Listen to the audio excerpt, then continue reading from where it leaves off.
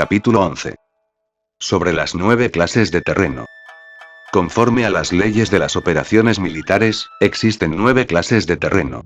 Si intereses locales luchan entre sí en su propio territorio, a este se le llama terreno de dispersión. Cuando los soldados están apegados a su casa y combaten cerca de su hogar, pueden ser dispersados con facilidad.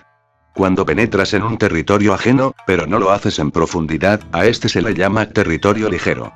Esto significa que los soldados pueden regresar fácilmente. El territorio que puede resultarte ventajoso si lo tomas, y ventajoso al enemigo si es él quien lo conquista, se llama terreno clave. Un terreno de lucha inevitable es cualquier enclave defensivo o paso estratégico. Un territorio igualmente accesible para ti y para los demás se llama terreno de comunicación.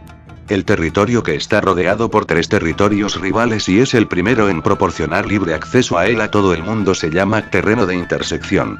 El terreno de intersección es aquel en el que convergen las principales vías de comunicación uniéndolas entre sí, sé el primero en ocuparlo, y la gente tendrá que ponerse de tu lado. Si lo obtienes, te encuentras seguro. Si lo pierdes, corres peligro. Cuando penetras en profundidad en un territorio ajeno, y dejas detrás muchas ciudades y pueblos, a este terreno se le llama difícil. Es un terreno del que es difícil regresar. Cuando atraviesas montañas boscosas, desfiladeros abruptos u otros accidentes difíciles de atravesar, a esto se le llama terreno desfavorable. Cuando el acceso es estrecho y la salida es tortuosa, de manera que una pequeña unidad enemiga puede atacarte, aunque tus tropas sean más numerosas, a este se le llama terreno cercado. Si eres capaz de una gran adaptación, puedes atravesar este territorio. Si solo puedes sobrevivir en un territorio luchando con rapidez, y si es fácil morir si no lo haces, a este se le llama terreno mortal. Las tropas que se encuentran en un terreno mortal están en la misma situación que si se encontraran en una barca que se hunde o en una casa ardiendo. Así pues, no combatas en un terreno de dispersión, no te detengas en un terreno ligero, no ataques en un terreno clave ocupado por el enemigo, no dejes que tus tropas sean divididas en un terreno de comunicación. En terrenos de intersección, establece comunicaciones. En terrenos difíciles, entra aprovisionado. En terrenos desfavorables, continúa marchando. En terrenos cercados, haz planes. En terrenos mortales, lucha. En un terreno de dispersión, los soldados pueden huir. Un terreno ligero es cuando los soldados han penetrado en territorio enemigo, pero todavía no tienen las espaldas cubiertas, por eso, sus mentes no están realmente concentradas y no están listos para la batalla. No es ventajoso atacar al enemigo en un terreno clave. Lo que es ventajoso es llegar el primero a él.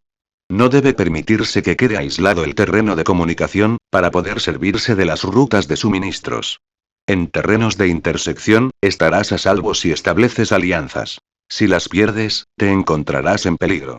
En terrenos difíciles, entrar aprovisionado significa reunir todo lo necesario para estar allí mucho tiempo.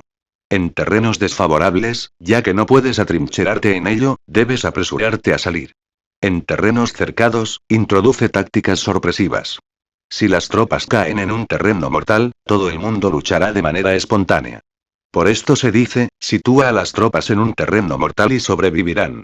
Los que eran antes considerados como expertos en el arte de la guerra eran capaces de hacer que el enemigo perdiera contacto entre su vanguardia y su retaguardia, la confianza entre las grandes y las pequeñas unidades, el interés recíproco para el bienestar de los diferentes rangos, el apoyo mutuo entre gobernantes y gobernados, el alistamiento de soldados y la coherencia de sus ejércitos. Estos expertos entraban en acción cuando les era ventajoso, y se retenían en caso contrario. Introducían cambios para confundir al enemigo, atacándolos aquí y allá, aterrorizándolos y sembrando en ellos la confusión, de tal manera que no les daban tiempo para hacer planes. Se podría preguntar cómo enfrentarse a fuerzas enemigas numerosas y bien organizadas que se dirigen hacia ti. La respuesta es quitarles en primer lugar algo que aprecien, y después te escucharán. La rapidez de acción es el factor esencial de la condición de la fuerza militar, aprovechándose de los errores de los adversarios, desplazándose por caminos que no esperan y atacando cuando no están en guardia. Esto significa que para aprovecharse de la falta de preparación, de visión y de cautela de los adversarios, es necesario actuar con rapidez, y que si dudas, esos errores no te servirán de nada. En una invasión, por regla general, cuanto más se adentran los invasores en el territorio ajeno, más fuertes se hacen, hasta el punto de que el gobierno nativo no puede ya expulsarlos.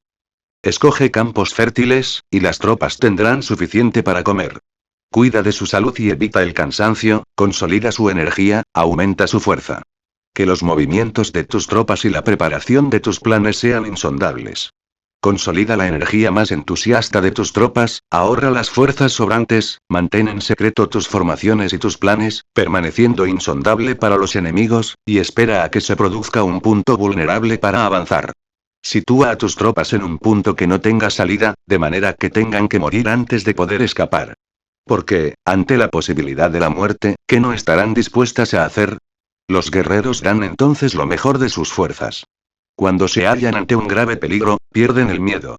Cuando no hay ningún sitio a donde ir, permanecen firmes. Cuando están totalmente implicados en un terreno, se aferran a él. Si no tienen otra opción, lucharán hasta el final. Por esta razón, los soldados están vigilantes sin tener que ser estimulados, se alistan sin tener que ser llamados a filas, son amistosos sin necesidad de promesas, y se puede confiar en ellos sin necesidad de órdenes.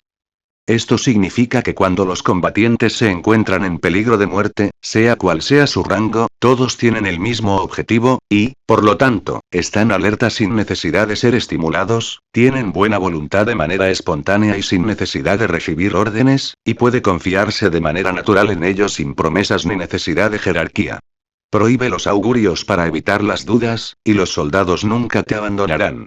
Si tus soldados no tienen riquezas, no es porque las desdeñen.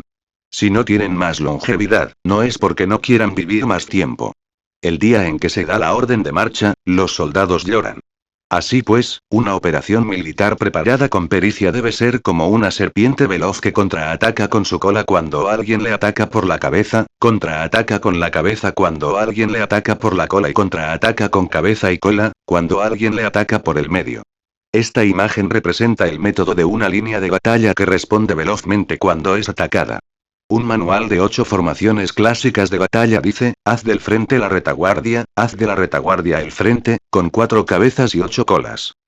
Haz que la cabeza esté en todas partes, y cuando el enemigo arremeta por el centro, cabeza y cola acudirán al rescate. Puede preguntarse la cuestión de si es posible hacer que una fuerza militar sea como una serpiente rápida. La respuesta es afirmativa. Incluso las personas que se tienen antipatía, encontrándose en el mismo barco, se ayudarán entre sí en caso de peligro de zozobrar. Es la fuerza de la situación la que hace que esto suceda. Por esto, no basta con depositar la confianza en caballos atados y ruedas fijadas. Se atan los caballos para formar una línea de combate estable, y se fijan las ruedas para hacer que los carros no se puedan mover. Pero aún así, esto no es suficientemente seguro ni se puede confiar en ello. Es necesario permitir que haya variantes a los cambios que se hacen, poniendo a los soldados en situaciones mortales, de manera que combatan de forma espontánea y se ayuden unos a otros codo con codo. Este es el camino de la seguridad y de la obtención de una victoria cierta. La mejor organización es hacer que se exprese el valor y mantenerlo constante. Tener éxito tanto con tropas débiles como con tropas aguerridas se basa en la configuración de las circunstancias. Si obtienes la ventaja del terreno, puedes vencer a los adversarios, incluso con tropas ligeras y débiles. ¿Cuánto más te sería posible si tienes tropas poderosas y aguerridas? Lo que hace posible la victoria a ambas clases de tropas es las circunstancias del terreno. Por lo tanto, los expertos en operaciones militares logran la cooperación de la tropa, de tal manera que dirigir un grupo es como dirigir a un solo individuo que no tiene más que una sola opción. Corresponde al general ser tranquilo, reservado, justo y metódico. Sus planes son tranquilos y absolutamente secretos para que nadie pueda descubrirlos.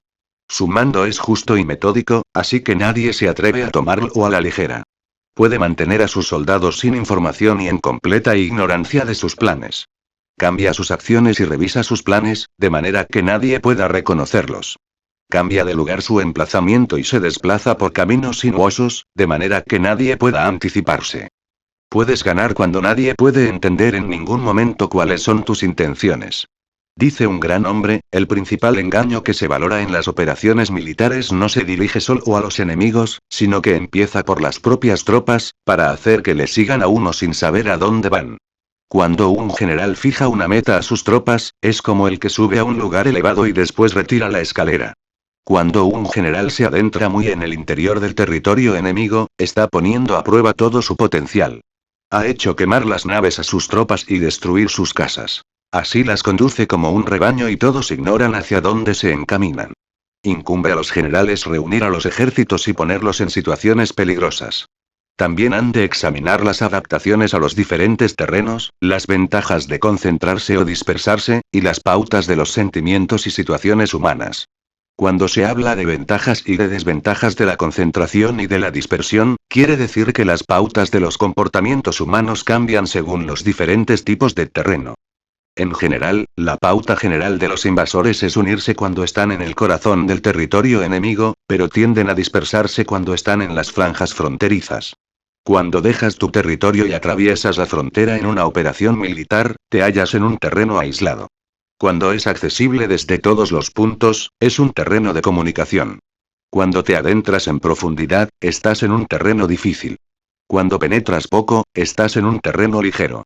Cuando a tus espaldas se hallen espesuras infranqueables y delante pasajes estrechos, estás en un terreno cercado. Cuando no haya ningún sitio a donde ir, se trata de un terreno mortal. Así pues, en un terreno de dispersión, yo unificaría las mentes de los soldados. En un terreno ligero, las mantendría en contacto. En un terreno clave, les haría apresurarse para tomarlo. En un terreno de intersección, prestaría atención a la defensa. En un terreno de comunicación, establecería sólidas alianzas. En un terreno difícil, aseguraría suministros continuados. En un terreno desfavorable, urgiría a mis tropas a salir rápidamente de él. En un terreno cercado, cerraría las entradas. En un terreno mortal, indicaría a mis tropas que no existe ninguna posibilidad de sobrevivir.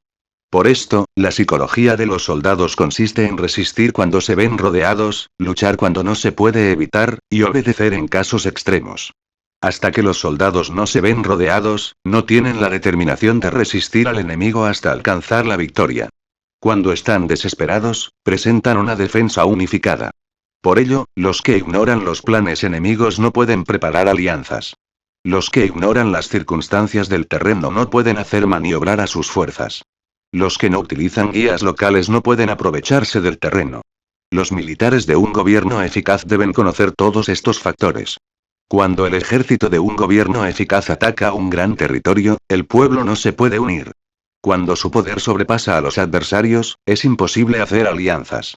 Si puedes averiguar los planes de tus adversarios, aprovéchate del terreno y haz maniobrar al enemigo de manera que se encuentre indefenso. En este caso, ni siquiera un gran territorio puede reunir suficientes tropas para detenerte.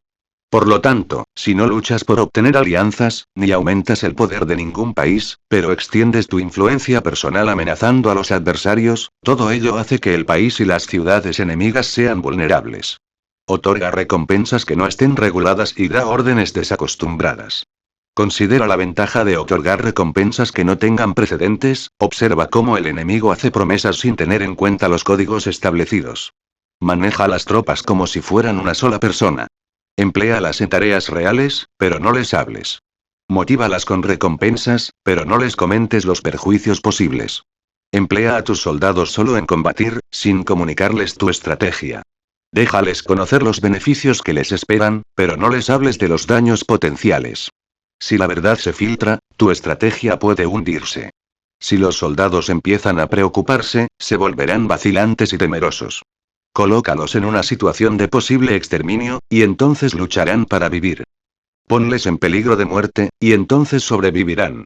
Cuando las tropas afrontan peligros, son capaces de luchar para obtener la victoria. Así pues, la tarea de una operación militar es fingir acomodarse a las intenciones del enemigo. Si te concentras totalmente en este, puedes matar a su general aunque estés a kilómetros de distancia. A esto se llama cumplir el objetivo con pericia. Al principio te acomodas a sus intenciones, después matas a sus generales, esta es la pericia en el cumplimiento del objetivo. Así, el día en que se declara la guerra, se cierran las fronteras, se rompen los salvoconductos y se impide el paso de emisarios. Los asuntos se deciden rigurosamente desde que se comienza a planificar y establecer la estrategia desde la casa o cuartel general. El rigor en los cuarteles generales en la fase de planificación se refiere al mantenimiento del secreto. Cuando el enemigo ofrece oportunidades, aprovéchalas inmediatamente. Entérate primero de lo que pretende, y después anticípate a él. Mantén la disciplina y adáptate al enemigo, para determinar el resultado de la guerra. Así, al principio eres como una doncella y el enemigo abre sus puertas. Entonces, tú eres como una liebre suelta, y el enemigo no podrá expulsarte.